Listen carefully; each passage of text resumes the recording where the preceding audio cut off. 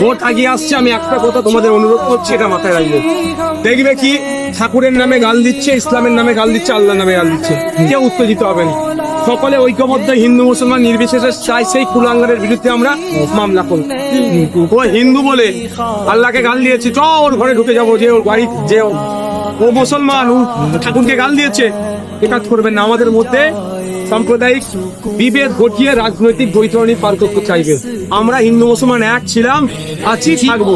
আমরা কারো ফাঁদে পা দেব না।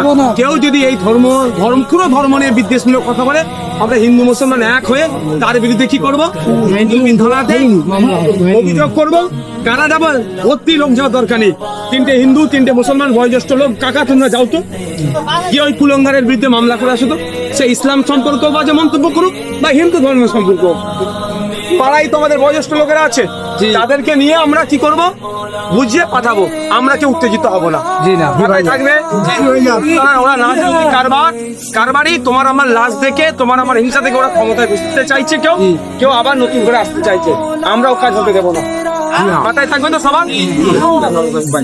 ভালো থাকবে।